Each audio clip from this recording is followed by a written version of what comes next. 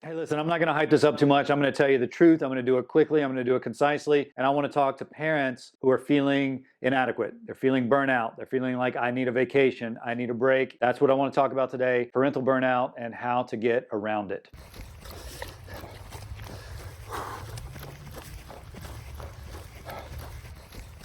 Hey, welcome back. This is Kevin. I don't want this to be totally a somber mood, but I am a parent. My son is 9, and so I'm in it, as a lot of you are. I'm in it. Parental burnout is something I'm very familiar with. I've experienced it. My wife's experienced it. I'm sure you've experienced it. Question is, what do we do about it, and how do we manage the feelings around it? Actually, being burnt out as a parent is not the real issue. The real issue is our feelings of inadequacy. We hear mom and dad guilt all the time, but this is something completely different where you're doing everything and you feel burnout, and that creates a short temper, a short fuse, mental health challenges, physical challenges. The little monsters start to creep into your brain and say, I'm not that great of a dad.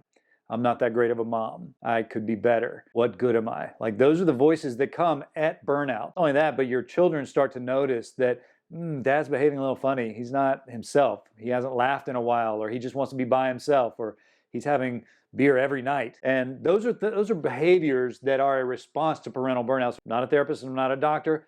I'm a dad. Not only that, I'm a cancer dad. So I've dealt with a ton of stress. I've dealt with fatigue and burnout in my career, in my job, in my business, and in parenting. We're all in this together.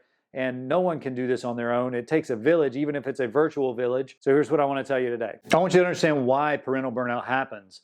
And burnout is attributed to a few things. Number one, how many kids you have. And two, the age of those kids. That makes sense, right? I don't need to explain that to anyone. Your employment. What do you do for work? How demanding is it? Do you work from home? Are you working long hours outside of the home? Your employment really has an impact on your parental burnout. If you didn't know that already, I'm sure you did. And that can escalate the situation severely. Access to support is another thing that really impacts parental burnout. Most people have access to extended family or a support system or of sorts that really can help them deal with parental burnout. But if you don't have that support, or that support is not consistent, yes, you can experience parental burnout based on the access to support. And lastly, the most common one that I feel like happens is perfectionism. When a parent is a perfectionist and holding their children to perfectionist standards, that creates burnout because you're constantly monitoring, you're constantly trying to make sure they're doing the perfect thing, or comparing them to other children or to other kids or to other people. You're comparing your family to another family, yourself to another parent. This perfectionism idea really, in my opinion, does the most damage when it comes to parental burnout because it's all in our head. It's all up here and it's on nonstop loop, playing. That creates a lash out when we actually talk to our children. So perfectionism is something you really want to be careful of. All right, great. Now we got a little bit of an understanding about what parental burnout looks like coming at us. Now, how do we deal with it? There are 3 ways that I think are just the top 3 ways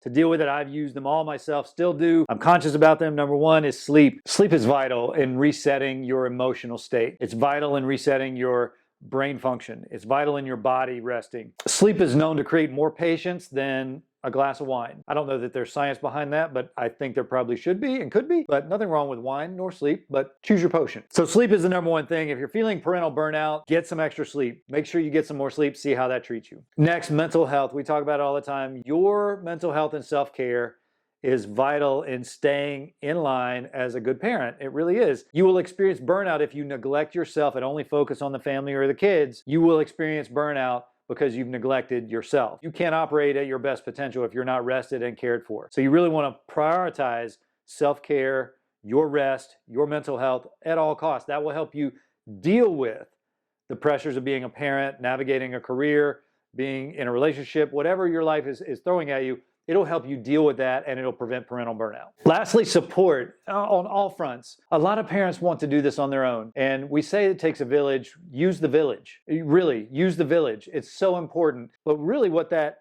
allows us to do is to rely on support that we know is there. Friend support, not family support. Parental burnout comes when you're not getting that support. You feel like you're on the clock all the time. You never have a day off, and that day off is so important. So finding your support structure will prevent parental burnout. One of the things that really triggered me being aware of parental burnout was the isolation and the loneliness. I wanted to not be around people, including my family. And when I started addressing my sleep, taking care of my mental health, really lowering my stress, and relying on my support system, that was me being burnt out. Now I've got fresh mind, fresh eyes. Parental burnout is a real thing, and if you're not careful, you won't see it coming until it's too late. So you want to have your eyes in front of you at all times when it comes to this, and do everything you can now to prevent it from showing up fully. This is Kevin. Hope this was helpful for you. See you next time.